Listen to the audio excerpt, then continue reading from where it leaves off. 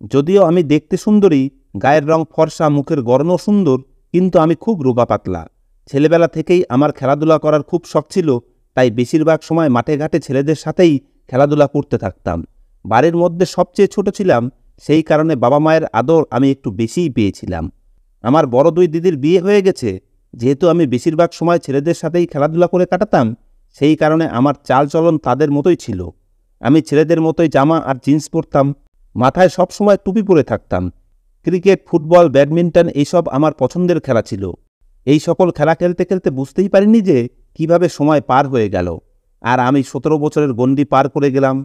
আমার বয়স 17 বছর হলে আমার মা জোর করে আমাকে বাড়িতে আটকে রাখতে শুরু করেন। তিনি আমাকে বলতেন, তুই মেয়ে হয়ে সারাদিন ছেলেদের সাথে খেলে বেড়াস, তোর লজ্জা করে না? এত বড় হয়ে গেছিস আর এখনও পাড়ার ছেলেদের সাথে সব সময় খেলাধুলো নিয়ে থাকিস। এখন থেকে সারাদিন বাড়িতে থাকবি। নিজের পা দেখেছিস?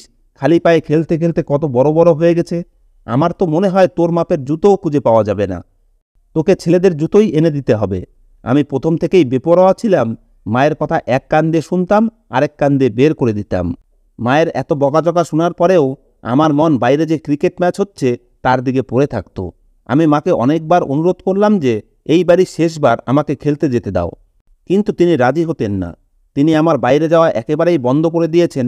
শুধুমাত্র এইটুকু স্বাধীনতা দিয়েছিলেন যে আমি ছাদে গিয়ে ঘুড়ি উড়াতে পারি। মাঝে মাঝে পাশের কার্তিকদের বাড়িতে গিয়ে তার মায়ের কাছে অভিযোগ করতাম যে আমাকে আমার মা ঘরের মধ্যে কয়েদি বানিয়ে রেখেছেন। আমার ওঠা বসা চালচলন সব কিছু ছেলেদের মতোই ছিল, তাই কার্তিক আমার দিকে তাকিয়ে হেসে বলতো, কোনো ব্যাপার না রীতা, এখন তুমি বড় হয়েছ, তাই এখন থেকে বাড়িতেই থাকার চেষ্টা করো। এখন কার্তিক তো উল্টো আমার কাটা গায়ে নুনের ছিটা দিতে শুরু করলো। বেশিরভাগ সময় আমি ওর কাছ থেকে জামা নিয়ে পড়তাম। যদিও আমি ছেলেদের সাথে খেলাধুলা করেই বড় হয়েছি, কিন্তু পাড়ার কোনো ছেলেই কখনো আমার সাথে খারাপ কিছু বা নিজের সীমা পার করার চেষ্টাও করেনি। আর এর কারণ হয়তো কার্তিক ছিল, যে সব জায়গাতেই আমার গার্ড হয়ে আমার সঙ্গে থাকত। সে মায়ের অনেক কাজও করে দিত, কেননা আমাদের কোনো ভাই ছিল না। বাবা বিদেশে থাকত, 6 মাস পরে একবার বাড়িতে আসতো। যখন আমি কলেজ পাশ করলাম, আমার মায়ের বান্ধবী আমার জন্য নিজের ছেলের সম্বন্ধ নিয়ে এলো। আমার বয়স তখন 20, যখন আমার মায়ের বান্ধবী নদিয়া থেকে নিজের ছেলের সম্বন্ধ নিয়ে আমাদের বাড়িতে এলো। যখন আমি জানতে পারলাম, তখন আমি আমার মাকে পরিষ্কার করে বলে দিয়েছিলাম যে আমি তোমাদের ছেড়ে অন্য শহরে কোনো মতেই যাব না। আমার মা বললেন, তোর যা চালচলন, আমি তোকে আমার কাছে রেখে সবার কাছে অপমান হতে চাই না। আর এত বড় হয়ে গেছিস, এখনও 1 কাপ চাও বানাতে জানিস না। ও আমার ছোটবেলার বান্ধবী, একেবারে নিজের বোনের মতো। ও তোর সমস্ত দুর্বলতা চুপ করে মেনে নেবে, আর এটাই আমার মায়ের সবচেয়ে বড় ভুল ছিল। যাই হোক, আমার বিয়ের প্রতি তেমন কোনো আগ্রহ ছিল না। এখনও আমার মাথায় শুধু খেলাধুলোই ঘুরত। বিয়ের 4 দিন আগে পর্যন্ত আমি বাড়ি থেকে বাইরে যাওয়ার বিভিন্ন অজুহাত খুঁজতে থাকতাম, আর প্রায়ই লুকিয়ে লুকিয়ে বাইরে বেরিয়ে যেতাম। আমার মা আমাকে জোর করে টানতে টানতে বাড়িতে এনে ঘরের মধ্যে আটকে রাখত আর বলতো, বিয়ে হতে আর মাত্র 4 দিন বাকি, আর এই মেয়েকে নিয়ে আমার একটু শান্তি নেই। আরে, নববধূ যদি বিয়ের আগে এদিক ওদিক ছোটাছুটি করে বেড়ায়, তাহলে তার রং রূপ খারাপ হয়ে যায়। এই 4 দিন আমাকে খুব কষ্টের সাথে নিজের ঘরে বসে পার করতে হয়েছে। যাই হোক, আমার বরযাত্রী নদিয়া থেকে এসে গেছে। রাতের বেলা আমার বিয়ে হয়েছিল, আর সকালের ট্রেনেই ফিরে যাওয়ার জন্য আমাকে তৈরি হতে হলো। নববধূ হয়ে ট্রেনে বসে বসে আমি খুব বোর হচ্ছিলাম। আমার স্বামী বারবার আমার দিকে তাকিয়ে খুব ভালোভাবে আমাকে দেখছিল। আমার মায়ের বান্ধবী নদিয়াতে থাকতো, কিন্তু সেখানে আমাদের তেমন যাওয়া আসা ছিল না। 4-5 বছর পর পর মায়ের এই বান্ধবী আমাদের বাড়িতে দেখা করতে আসতো, আর 8-10 দিন থেকে তারপরে আবার ফিরে যেত। তাই না তো আমি আমার শাশুড়ির বাড়ির পরিবেশের ব্যাপারে কিছু জানতাম, না তো আমার স্বামী উদয়ের ব্যাপারে কিছু জানতাম। যদিও আমার সারা জীবন ছেলেদের সাথে খেলাধুলা করেই কেটেছে, কিন্তু যেভাবে উদয় আমার দিকে তাকিয়েছিল আর ওর তাকানোতে আমার যে অস্বস্তি হচ্ছিল, সেটা যাদের সাথে ছোটবেলায় খেলাধুলা করতাম তাদের নিয়ে কখনোই হয়নি। উদয় আমার সামনের সিটেই বসেছিল। একে তো আমি প্রথমবার ট্রেনে যাত্রা করছি, তার উপর এইসব ভারী ভারী নববধূর পোশাক। আমি আজ পর্যন্ত সালোয়ারও ঠিকভাবে পরিনি। সব সময় জিন্স আর শার্ট পরতাম, অথবা হাফ প্যান্ট আর টি শার্ট পরে ঘুরে বেড়াতাম। এই সময় আমার নববধূর ভারী ভারী কাপড় চোপড়ের কারণে খুব বিরক্তি অনুভব হচ্ছিল। খুব কষ্টে আমি এই 11-12 ঘন্টার জার্নি করে রাতে শোয়ার আগে আমি আমার গায়ের সমস্ত গহনা খুলে রাখলাম। নদিয়ায় পৌঁছানোর পরেই আমার শাশুড়ি পাড়ার একটা মেয়েকে দিয়ে আবারও আমার মেকআপ ঠিক করালেন। ক্লান্তি আর ঘুমে আমার অবস্থা খারাপ, কেননা আমি ট্রেনের জার্নিতে খুব ক্লান্ত হয়ে গেছিলাম। আগে থেকেই সবসময় আমার গভীর ঘুম হতো। যখনই আমার ঘুম আসতো, আমি চাইলেও নিজেকে জাগিয়ে রাখতে পারতাম না। এই কারণেই স্বামীর ঘরে আসার অপেক্ষাও করতে পারিনি, বালিশের উপর মাথা রেখে ঘুমিয়ে পড়ি। এরপরে যখন আমার ঘুম ভাঙল তখন দেখলাম উদয় সোফায় ঘুমিয়ে আছে। এটা দেখে আমি লজ্জায় পড়ে গেলাম। আমার ওর জন্য অপেক্ষা করা উচিত ছিল। যাই হোক, আমি যখন ঘড়ির দিকে তাকালাম তখন দেখলাম রাত 3টা বাজে। আমার খুব খিদে পাচ্ছিল। যখন এখানে এসেছিলাম তখন শাশুড়ি জলখাবার খাইয়েই আমাকে বিছানায় বসিয়ে দিয়েছিল, আর আমি ঘরে আসতেই ঘুমিয়ে পড়ি। আমি উঠে ঘর থেকে বাইরে যেতে চাইছিলাম যাতে নিজের খাওয়ার জন্য কিছু জোগাড় করতে পারি, কিন্তু যখনই আমি বিছানার নিচে পা রাখলাম, জানি না নিচে কী ছিল যাতে আমার পা পিছলে যায়, আর আমি পড়তে পড়তে কোনো রকমে নিজেকে বাঁচালাম। কিন্তু সেই সাথে আমার মুখ থেকে একটা চিৎকার বেরিয়ে গেল।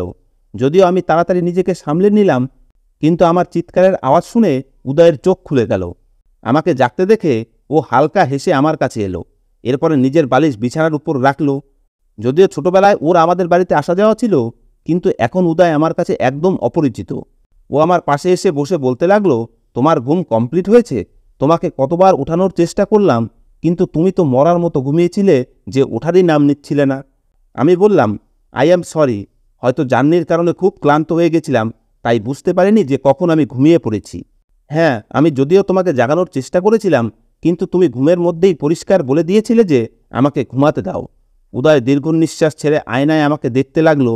আমার তো এরকম কিছুই মনে নেই, কিন্তু এটা হতেও পারে, কেননা গভীর ঘুমের মধ্যে যখন মা আমাকে ডাকত তখন আমি তাকেও এরকম বলতাম। সেই সময় আমার নিজেকে নিয়ে খুব লজ্জিত বোধ হচ্ছিল। এখন আমি ভাবছি যে আমি কিভাবে উদয়কে বলবো যে আমার খিদে পেয়েছে। হঠাৎ তখনই ও আমার হাত ধরে বলতে লাগলো, যদিও আমাদের মায়েদের নিজেদের মধ্যে আসা যাওয়া ছিল, কিন্তু আমি তোমাকে প্রথমবার দেখছি। আমার মা যখন আমাকে তোমায় বিয়ে করার কথা জিজ্ঞেস করেছিল তখন আমি আমার সিদ্ধান্ত মায়ের উপর ছেড়ে দিয়েছিলাম, কিন্তু তারপরে আবার ভাবতে লাগলাম, ভগবান জানে তুমি কেমন হবে, কিন্তু তুমি সত্যিই খুব সুন্দরী। মায়ের সিদ্ধান্ত নিয়ে আমার কোনো আপত্তি নেই, বরং আমি খুশি যে মা আমার জন্য এত সুন্দরী একটা মেয়ে পছন্দ করেছে। এটা বলেই সে সাইডের টেবিলের ড্রয়ার থেকে একটা আংটি বের করে আমার আঙুলে পরিয়ে দিল। এরপরে কিছু সময় পর্যন্ত সে আমার প্রশংসা করতে থাকলো। আমার জন্য এই সব কিছুই নতুন আর প্রথমবার, কারণ আমি এখনও অবধি যে সমস্ত ছেলেদের সাথে খেলাধুলা করেছি তারা আমাকে ছেলেই মনে করত। কখনোই তারা আমার সাথে এই ধরনের কথা বলেনি। এই কারণে উদয়ের মুখ থেকে নিজের প্রশংসা শুনে আমার খুব ভালো লেগেছিল। ওর আমাকে মাতাল শব্দে কথা বলা সব কিছু আমার মনকে গলিয়ে দিচ্ছিল। হঠাৎ ও আমার হাত দেখে চুপ করে গেল। তারপরে বলতে লাগলো, তোমার হাত এত মোটা আর বড় কেন? মেয়েদের হাতের মতো সুন্দর নয় কেন? বলেই ও আমার হাত ছেড়ে দিল আর বলতে লাগলো, আমার মেয়েদের মধ্যে পুরুষালী ভাব একদমই পছন্দ না। আমি আমার হাতের দিকে তাকিয়ে দেখলাম আমার মেয়েদের মতো নখ বাড়ানোর শখ ছিল না, না আমি কখনো নিজের হাতের যত্ন নেওয়ার প্রয়োজন অনুভব করেছি। এই কারণেই আমার হাত রুক্ষ সূক্ষ্ম ছিল, আর ছেলেদের মতো খেলাধুলার কারণে আমার হাত মোটা হয়ে গিয়েছিল। ও বিছানা থেকে উঠে আলমারির কাছে গিয়ে সেটা খুলে একটা ব্ল্যাক কালারের ড্রেস আমার হাতে দিল এবং বলতে লাগলো, যাও গিয়ে এটা পরে এসো। আমি নিজেও এই সমস্ত ভারী কাপড় পরে বিরক্ত ছিলাম, তাই খুশি হলাম, কিন্তু বাথরুমে গিয়ে দেখলাম সেটা একটা নেটের নাইটি। আমার খুব লজ্জা লাগছিল, কিন্তু তবুও সেটা পরে নিলাম। সেটা পরার পরে আমি খুব নার্ভাস হয়ে যখন বের হলাম তখন দেখি অমিত হাতে পারফিউমের বোতল নিয়ে নিজের উপর স্প্রে করছে। আমাকে দেখে হালকা এসে আমার কাছে এসে আমার উপরেও স্প্রে করতে লাগলো আর বলতে লাগলো, আমার এই পারফিউমের গন্ধটা খুব পছন্দ। এটা বলে সে আমার গলায় হাত দিয়ে বিছানায় নিয়ে এলো আর আমার সঙ্গে ভালোবাসার মিষ্টি মিষ্টি কথা বলতে লাগলো, আর ওর নজর আমার পুরো শরীরের উপর ঘুরছিল। এতে আমি খুব লজ্জা পাচ্ছিলাম, কারণ এই রকম নজরের সামনে আমি প্রথম পড়েছি। কিছুক্ষণ পরে ও আমাকে নিজের বুকে জড়িয়ে নিল আর ওর হাত আমার শরীরের সমস্ত জায়গায় সফর করছিল, কিন্তু এক জায়গায় এসে ওর হাত হঠাৎ থেমে গেল।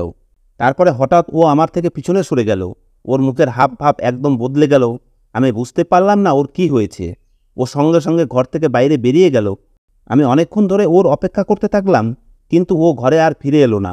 আমি বুঝতে পারছি না হঠাৎ ওর কি এমন হলো। এই তো কিছুক্ষণ আগেই খুব খুশি ছিল, জানি না হঠাৎ ওর কি হয়েছে। সারা রাত ও আর ঘরে এলো না।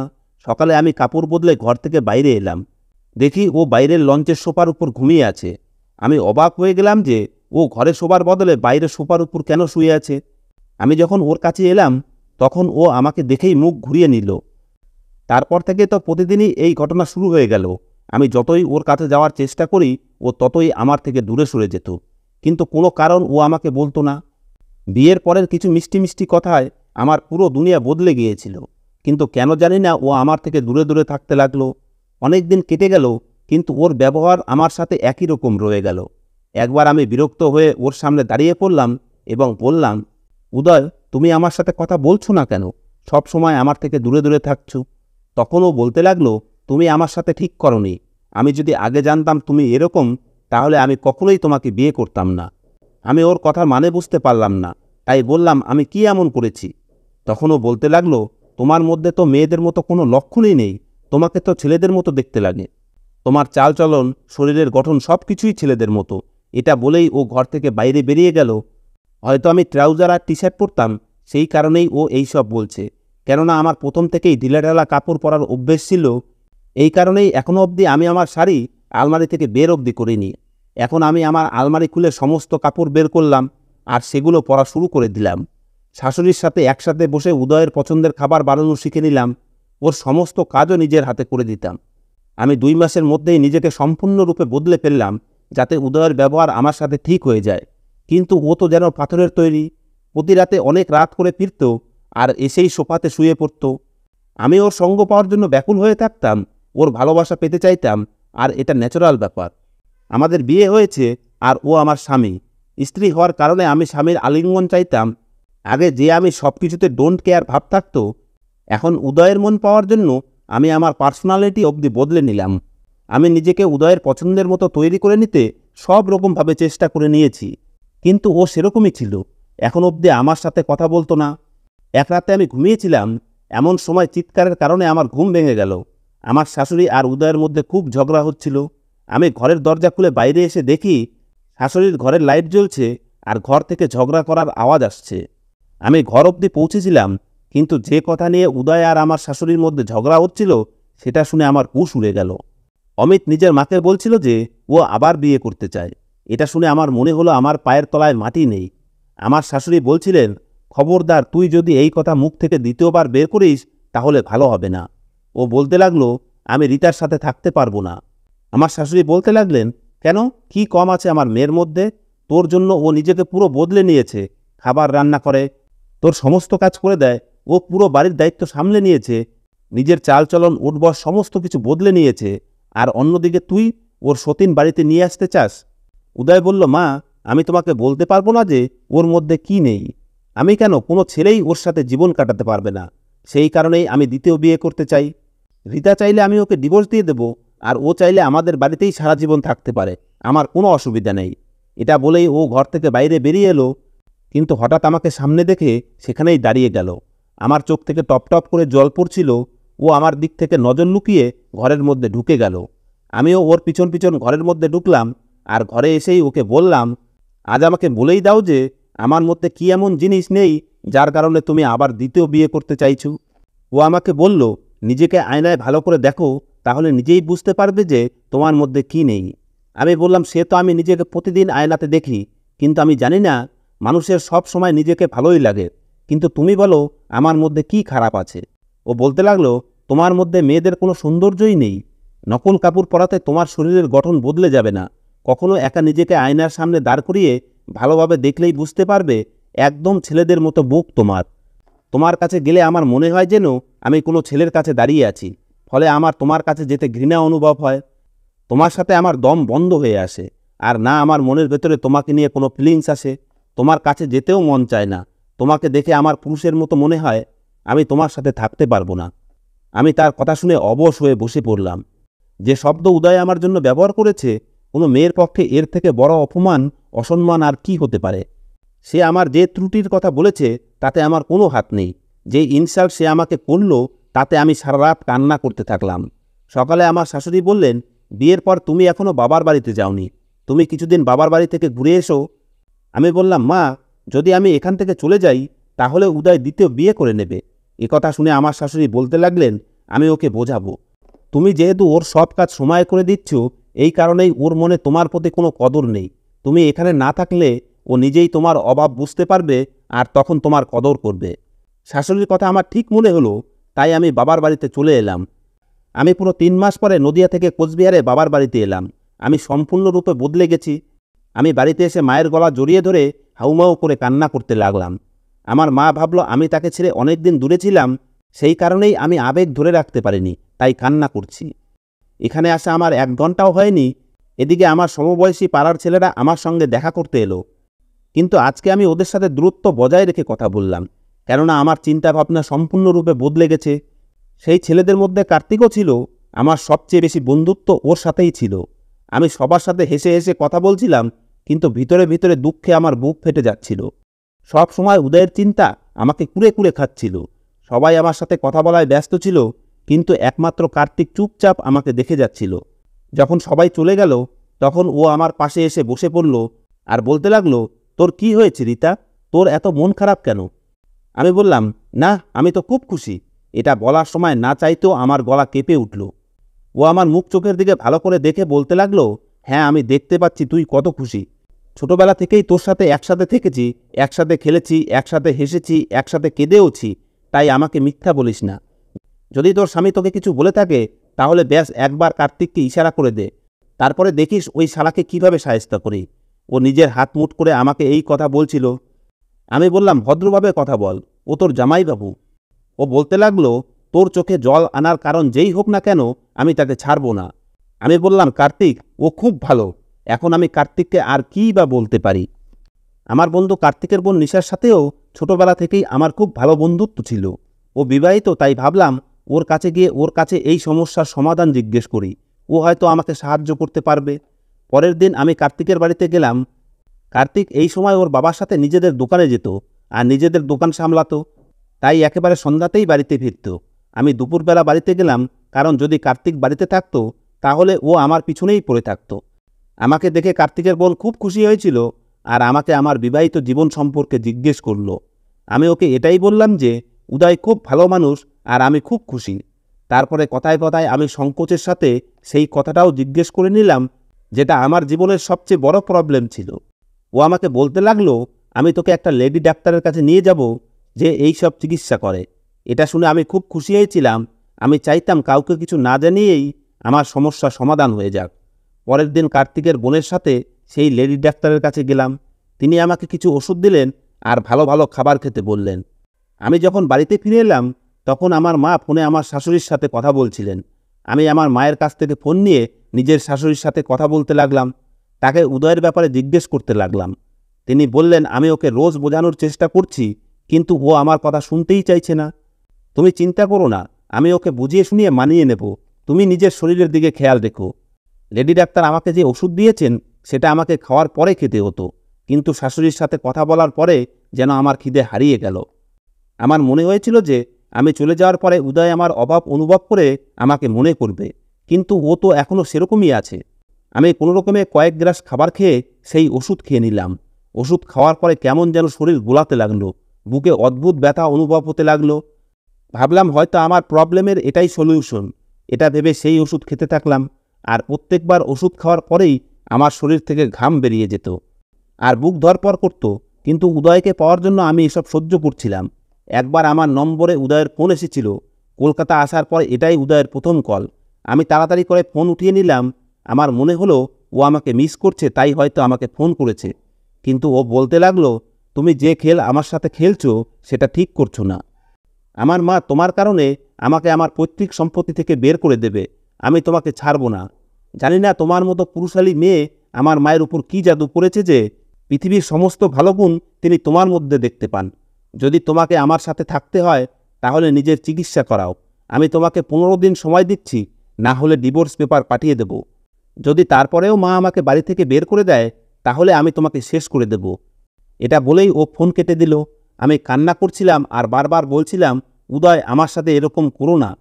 যখন ফোন বন্ধ করে পিছনে ঘুরলাম, তখন দেখলাম কার্তিক পিছনে হাত দিয়ে দাঁড়িয়ে আছে। ওকে দেখে আমি তাড়াতাড়ি করে আমার চোখের জল মুছে ফেললাম। ও বলতে লাগলো, তোর বরের ফোন ছিল? আমি বললাম, হ্যাঁ। ও বলতে লাগলো, কি বলছিল আর তুই কান্না করছিলি কেন? আমি বললাম, তাতে তোর কি? তুই কেন সব সময় আমার পিছনে পড়ে থাকিস? আর না বলেই আমার ঘরে নাচতে নাচতে চলে এলি কিভাবে? তুই কে যে আমার অনুমতি না নিয়েই আমার ঘরে এইভাবে চলে আসিস? এখান থেকে বেরিয়ে যা। আমি ওকে কিছুই বলতে চাইতাম না, তাই ওকে খুব কড়া কথা শুনিয়ে দিলাম। আমাকে এরকম রাখতে দেখে ও আমাকে বলতে লাগলো, তুই আমার কাছে কোনো কথাই লুকাতে পারবি না। আমি জানি তোর স্বামীর ব্যবহার তোর সাথে ঠিক নেই। আমি বললাম, এটা আমাদের স্বামী স্ত্রীর মধ্যের ব্যাপার, আমাদের মধ্যে কথা বলার তুই কে? ভগবানের জন্য আমাকে একা ছেড়ে দে। যা এখান থেকে বলে ওকে ধাক্কা দিয়ে ঘর থেকে বের করে দিলাম আর ঘরের দরজা বন্ধ করে দিলাম। এরপরে সামনে থাকা ওষুধ দেখে আমার উদয়ের কথা মনে পড়ে গেল। আমি দুটো ওষুধ বের করে একসাথে খেয়ে নিলাম। আমি চাইতাম যেন আমার সমস্যার সমাধান তাড়াতাড়ি হয়ে যায়, যাতে আমার সংসার ভাঙার হাত থেকে বেঁচে যায়। কিন্তু ওষুধ খাওয়ার পরেই আমার শরীর এতটা গোলাতে শুরু করলো যে বমি হতে শুরু হয়ে গেল আর আমার অবস্থা খারাপ হতে লাগলো। আমার মা আমার অবস্থা দেখে খুব টেনশনে পড়ে গেলেন। বাবাও বাড়িতে নেই, তাই আমার মা কার্তিককে ডাকলো আর দুজনে মিলে আমাকে হাসপাতালে নিয়ে গেল। 3 দিন অবধি আমি যা কিছু খেতাম আমার হজম হতো না। লেডি ডাক্তার আমার অবস্থা দেখে বলল, এই ওষুধ খুব কড়া আর এর সাইড এফেক্ট অনেক বেশি, আপনার কিডনি ফেল হতে পারত। এই রকম ওষুধ আর এই রকম ভুয়ো ডাক্তারের কাছে গিয়ে নিজের জীবন নষ্ট করবেন না। তিনি আমাকে এই ওষুধ ব্যবহারের কারণ জিজ্ঞেস করলেন। আমি কান্না করতে করতে তাকে সমস্ত কিছু বলে দিলাম। আমার কথা শুনে তিনি বলতে লাগলেন, এই সব কিছু ভগবানের হাতে। তিনি কোন মানুষকে কেমন শরীর দেবেন সেটা একমাত্র তিনিই জানেন। এখানে মানুষের হাতে কিছুই নেই। প্রায়ই মেয়েদের সাথে এই সমস্যা হয়, কিন্তু যে সমস্ত ছেলেরা মনের দিক থেকে খারাপ আর যাদের মনে মেয়েদের কোনো সম্মান নেই, একমাত্র তারাই এই রকম কথা বলে। সময়ের সাথে সাথে এই প্রবলেম এমনি এমনি দূর হয়ে যায়। যদি তোমার স্বামী তোমার সাথে ফিজিক্যাল হতো, তোমার সাথে স্বামী স্ত্রীর সম্পর্ক তৈরি করত, আর তুমি যদি খাওয়া দাওয়া ঠিকমতো করতে, তাহলে তোমার শরীর নিজে নিজেই ভরে উঠত। আর এমনিতেও তোমাকে এতটাও খারাপ লাগে না। সম্ভবত তোমার স্বামীর স্ক্রু ঢিলা আছে আর সে খুব নোংরা চিন্তাধারার মানুষ। আমার মাও সেখানে উপস্থিত ছিলেন। এই সব কথা শুনে তিনি মাথা নিচু করে বসেছিলেন। বাড়িতে ফিরে এলে কার্তিক আমার মাকে মেডিসিন কখন কিভাবে খেতে হবে এই সব বুঝিয়ে চলে গেল। কার্তিক চলে যেতেই মা আমাকে বললেন, তুই আমাকে আগে বলিসনি কেন? আমি কান্না করতে করতে মাকে বললাম, মা, আমি তোমাকে টেনশনে ফেলতে চাইনি। তুমি সব সময় আমাকে বলতে তোর চলাফেরার ঢং নেই, কিন্তু সত্যি বলছি মা, আমি নিজেকে উদয়ের কারণে সম্পূর্ণ বদলে ফেলেছিলাম। সমস্ত কাজ শিখে নিয়েছিলাম। তুমি চাইলে আমার শাশুড়িকে জিজ্ঞেস করতে পারো। কিন্তু তবুও উদয় আমাকে বলতো যে আমাকে দেখে তার ঘৃণা আসে। আমার সঙ্গর কথা ভাবলেই ওর শরীর ঘিনঘিনিয়ে ওঠে। এই কথা মেয়েদের অন্তরাত্মা অবধি কাঁপিয়ে দেয়। কিন্তু এই সব কথা শুনেও আমি চাইতাম ওর মনে যেন আমার জন্য জায়গা তৈরি হয় আর আমাকে যেন ডিভোর্স না দেয়। আমি নিজের উপর ডিভোর্সের দাগ লাগাতে চাইনি। এই সব বলতে বলতে কান্না করে যাচ্ছিলাম। মায়ের চোখ দিয়েও জল পড়ছিল। পরের দিন মা আমার শাশুড়ির সাথে কথা বললেন। শাশুড়ি নিজেই খুব টেনশনে ছিলেন। তিনি বলছিলেন, আমাকে ক্ষমা করে দাও, আমার জন্য রিতার জীবন নষ্ট হয়ে গেছে। আমার ছেলে অন্য একটা বাজারি মেয়ের প্রেমে পাগল ছিল, ওর সাথে অবৈধ সম্পর্কও তৈরি করে নিয়েছিল। আমি ওকে নিজের দিব্যি দিয়ে রিতার সাথে বিয়ে দিয়েছিলাম, কিন্তু ওর তো ওই বাজারি মেয়ের নেশা লেগে গেছে। তাই যখন ও বাড়ির ভদ্র মেয়ের মধ্যে ওই রকম ঢংচং দেখতে পায়নি, তখন ও রিতার মধ্যে দোষ খুঁজতে শুরু করে দেয়। আমার শাশুড়ি আমার কাছে ক্ষমা চেয়েছিলেন উদয়ের সাথে বিয়ে দেওয়ার জন্য। তিনি বলেছিলেন ও আমার ছেলে হওয়ারই যোগ্য না। কিন্তু পুরুষ জাতের উপর থেকে আমার বিশ্বাস উঠে গেছে। আমার ডিভোর্স হয়ে গেছে, 2 মাস হয়ে গেছে। তখন একদিন কার্তিকের মা কার্তিকের জন্য আমার সম্বন্ধ নিয়ে আসে। কিন্তু আমি পরিষ্কারভাবে মানা করে দিলাম। পুরুষের কাছ থেকে এত গভীর আঘাত পেয়েছিলাম যে দ্বিতীয় কাউকে বিশ্বাস করতে পারছিলাম না। মা আমাকে বোঝানোর অনেক চেষ্টা করছিলেন যে কার্তিক এরকম না, কিন্তু আমি তাকে বললাম আমি কখনোই বিয়ে করব না। কিছুদিন পরে আমি উঠানে বসেছিলাম, তখনই একটা বল আমাদের উঠানে এসে পড়ল। বাইরে ছেলেদের চেঁচামেচি হতে লাগলো। দরজায় ধাক্কার আওয়াজ শুনে সেই বল উঠিয়ে দরজা খুলে হাতসহ বলটা বাইরে বের করে দিলাম। আমি ভেবেছিলাম বল নেওয়ার জন্য দরজা বাজিয়েছে, কিন্তু কেউ একজন বলের জায়গায় আমার হাত চেপে ধরল। বল আমার হাত থেকে পড়ে গেল। আমি দরজা হালকা খুলে দেখলাম সামনে কার্তিক দাঁড়িয়ে। আমার হাত ওই ধরে রেখেছে। ও হয়তো বাড়ির ভেতরে আসতে চাইছিল, কিন্তু দরজা পুরো খোলা নেই। আমি বললাম, কার্তিক, আমার হাত ছাড়ো। ও বলল, নিষেধ কেন করেছিলে তুমি? আমি বললাম, আমার জীবন আমার মর্জি। ও দরজায় ধাক্কা দিয়ে ভিতরে এসে পড়ল আর বলতে লাগলো, খারাপ কি আছে আমার মধ্যে? নিষেধ করার কারণ তো বলো আমাকে রিতা। আমি বললাম, আমি বিয়ে করতে চাই না। ও বলতে লাগলো, কেন? এখনও ভালোবাসো সেই অসভ্য লোকটাকে? ওর চিন্তাতেই নিজের জীবন নষ্ট করতে চাও?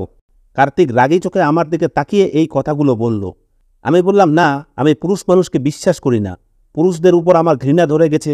নিজের জীবনে কোনো পুরুষকেই যুক্ত করতে চাই না। কার্তিক বলতে লাগলো, তুমি সেই চামারের জন্য এইসব মিথ্যা বাহানা বানাচ্ছ। এখনও তুমি উদয়কে ভালোবাসো, তাই নিষেধ করেছ। না হলে নিজের মায়ের চোখের জল তোমার নজরে পড়ত।